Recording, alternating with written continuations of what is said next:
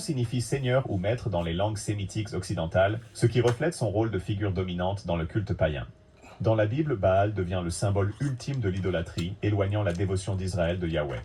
Son culte fut fortement encouragé par le roi Achab et la reine Jézabel, qui importèrent les pratiques religieuses phéniciennes en Israël et les institutionnalisèrent. Cela provoqua un conflit direct avec les prophètes de Yahweh, notamment Élie. Sur le mont Carmel, Élie défia 450 prophètes de Baal de prouver la réalité de leur Dieu en faisant descendre le feu sur leurs sacrifices. Malgré leurs prières et rituels frénétiques, Baal resta silencieux. En revanche, Yahweh fit descendre instantanément le feu du ciel, consumant le sacrifice, l'autel et même l'eau qui l'entourait.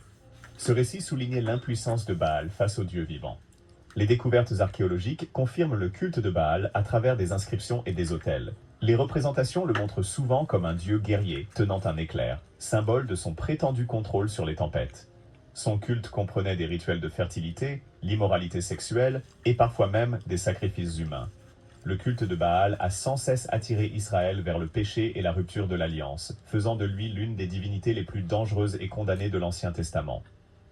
Ashéra était une grande déesse de la fertilité dans la religion cananéenne, décrite dans les anciens textes ougaritiques comme la compagne d'El, le dieu suprême de leur panthéon. Elle était considérée comme la mère des dieux et souvent associée à la fertilité de la terre et de la mer. Dans certaines communautés israélites, Ashéra était à tort considérée comme la compagne de Yahvé, une croyance que les prophètes ont farouchement combattue comme blasphématoire. Son culte s'articulait souvent autour des poteaux d'Ashéra, des symboles en bois érigés sur des hauteurs ou à côté des autels.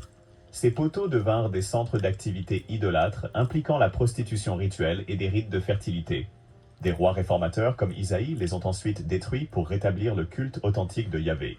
Des inscriptions archéologiques ont même été découvertes associant les mots Yahvé et son Ashéra, montrant que de nombreux Israélites sont tombés dans le syncrétisme, mêlant la dévotion au vrai Dieu à des pratiques païennes. La Bible réprimande à plusieurs reprises le peuple pour s'être tourné vers Ashéra, qualifiant cela d'adultère spirituel. Elle est devenue le symbole de la tentation constante pour Israël de faire des compromis, en mélangeant la sainteté de Dieu avec l'immoralité de la culture païenne. Molech, également appelé Molech ou Malik, était l'une des divinités les plus abominables mentionnées dans les Écritures. Il était principalement vénéré par les Ammonites, mais son culte s'est répandu jusqu'en Israël. Molech est tristement célèbre pour exiger des sacrifices d'enfants, une pratique strictement interdite par Yahvé. Lévitique 18:21 et 20:22 à 25 interdisent explicitement de livrer des enfants à Molech, assortissant la participation à cette pratique de la peine de mort.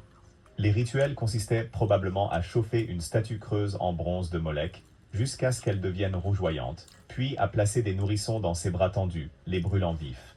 Cette pratique horrifiante est confirmée par des récits parallèles d'auteurs grecs et romains qui décrivent des rituels similaires à Carthage.